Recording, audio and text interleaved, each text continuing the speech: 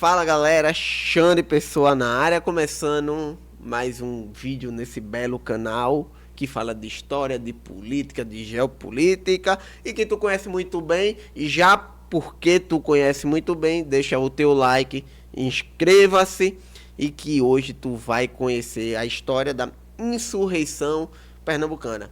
Talvez você já tenha ouvido falar desse período histórico do nosso estado de Pernambuco lá no ensino fundamental 2 ou até no ensino médio. Acho que no ensino médio também a pessoa vê, mas não com tantos detalhes que você vai ver aqui. Quem foram os líderes, quem estava envolvido, quem não estava, o porquê aconteceu, que diabo é isso? Tudo isso tu vai conhecer aqui, tá? Então inscreva-se no canal, olha o slidezinho aqui na tela, porque vai dar para tu ir conciliando todos esses acontecimentos. Então, vamos logo para o primeiro slide, que é dos antecedentes. União Ibérica. Tu sabe o que é União Ibérica? Uma bandeirinha ali embaixo. Foi um período... Vamos ver. Aqui dá para tu reconhecer algumas coisas importantes, tá? O brasãozinho de Portugal e o da Espanha. O que é isso, meu irmão? Isso aí, cara, ocorreu em 1580. Por quê? O rei de Portugal era um cara chamado Dom Sebastião. E o rei da Espanha era um cara chamado Filipe II. Né? Dois nomes bem distintos, né? E Dom Sebastião morreu e não deixou herdeiros. E daí o cara, eita, agora quem vai ser o rei de Portugal, não sei o que, vamos ver na linhagem o que vai desenrolar. Aí na linhagem caiu, sabe em quem, meu amigo? Para ser o herdeiro do trono de Portugal? Filipe II da Espanha.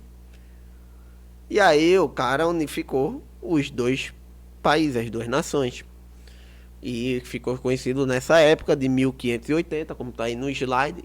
Eu tô dando essa filada nas datas, né? Porque eu também não preciso ficar decorando tudo pra tu. Mas tá aí, 1580 a 1640. Esses dois ficaram unidos, coladinhos, juntos e misturados. O outro antecedente foi as invasões holandesas, da holandesa, em 1630, nesse país chamado Brasil.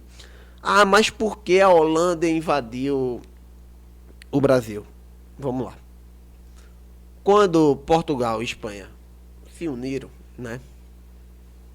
Não por gostarem um do outro, né? Mas por uma situação política.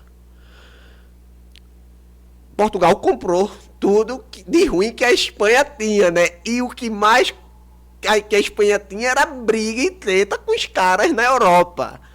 A Espanha tinha treta com a Holanda, a Espanha tinha treta com outro.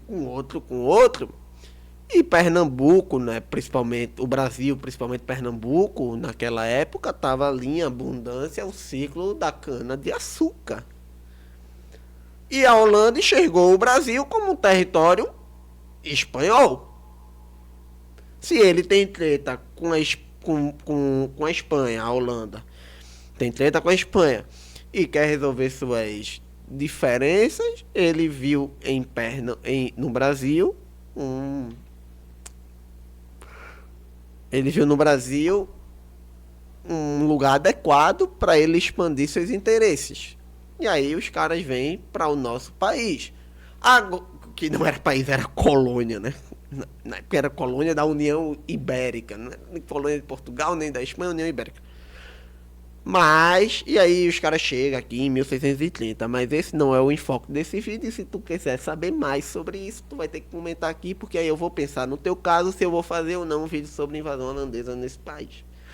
E aí chega o governo de Maurício de Nassau, né, que é outro antecedente, que foi aquele período que Maurício esteve em Recife. Pontes, né, foram construídas, um certo desenvolvimento holandês entre o período de 1637 a 1644. Mas em 44 a Companhia das Índias Holandesas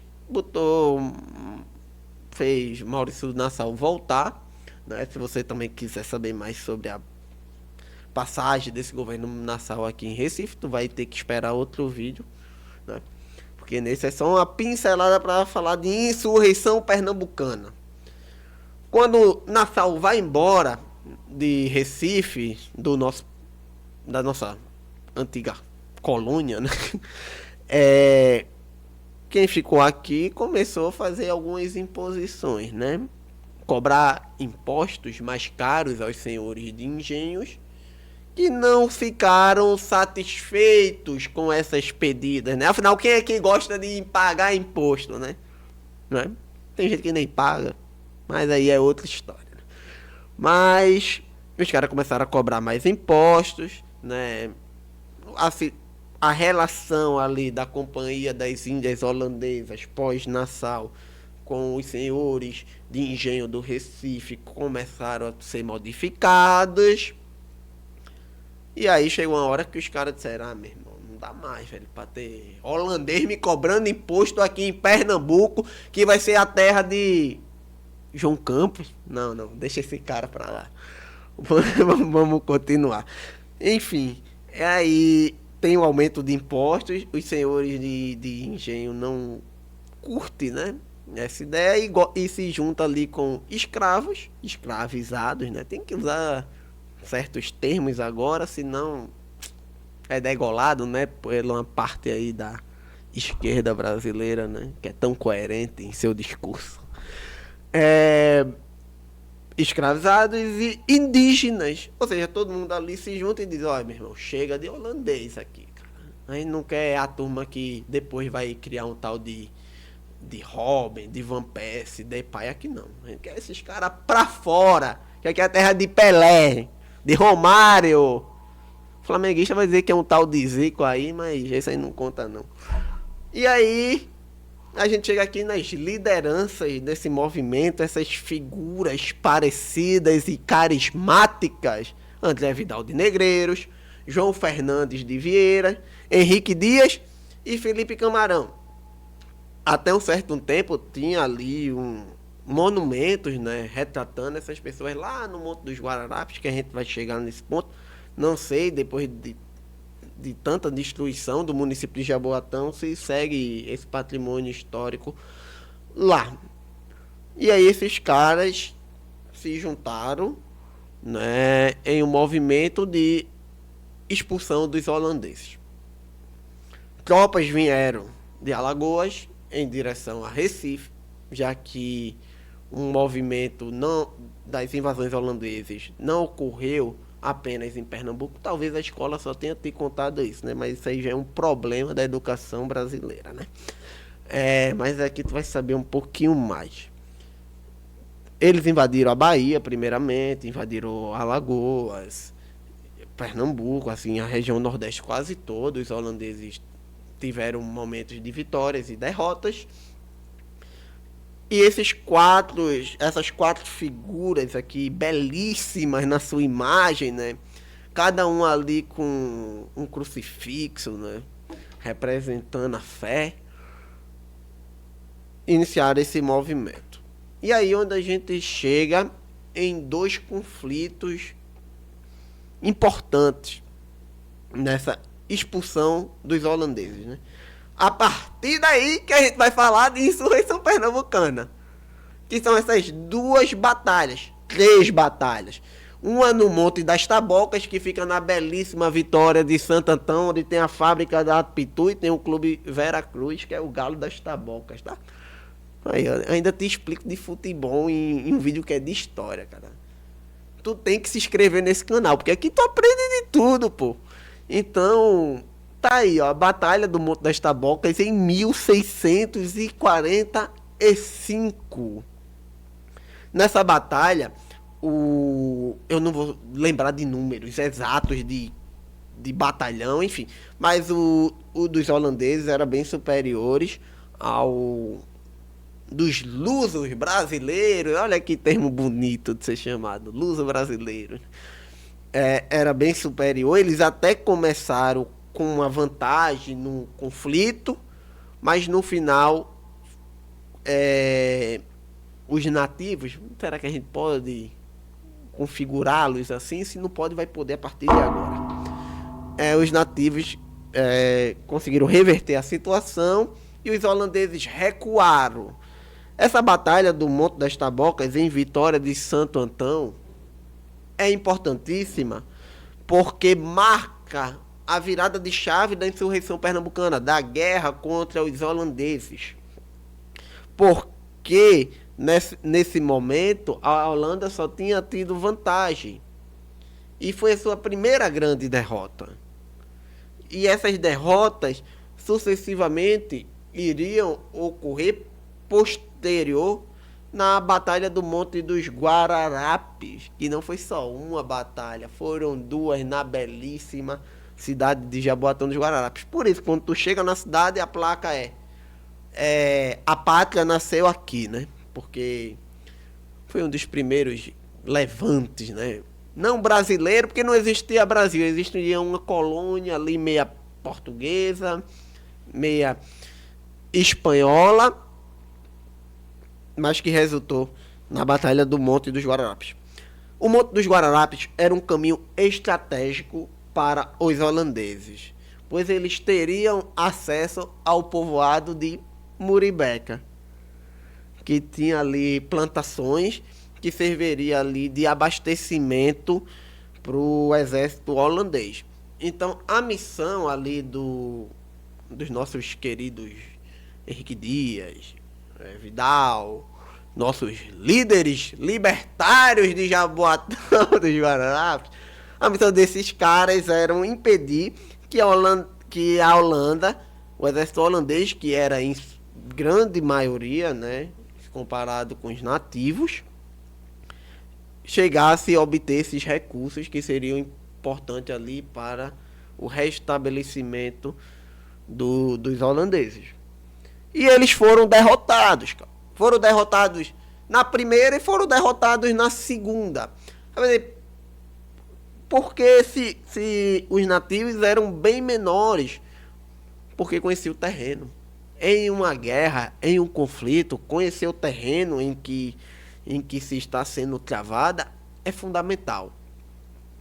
E os indígenas, os escravizados, os líderes ali militares sabiam bem desse terreno. Então os holandeses foram praticamente derrotados, foram derrotados nessa batalha, e foi crucial basicamente para a expulsão deles do nosso Brasil. Agora tem uma curiosidade, que o rei, que era o Dom João IV de Portugal, já porque a União Ibérica acabou sendo desfeita, quem expulsa os holandeses se a gente voltar aqui, ó, no primeiro slide, a gente vai saber que a União Ibérica ela encerra em 1640 e a Batalha do Monte das Tabocas é só em 1645. Então quem expulsa os holandeses são os lusos brasileiros, não mais a União Ibérica, porque ela já tinha sido desfeita. E o rei naquela época era o Dom João IV. E o Dom João IV, cara, é um cara sacana, né, velho? Um cara que parece os políticos atuais desse nosso Brasil.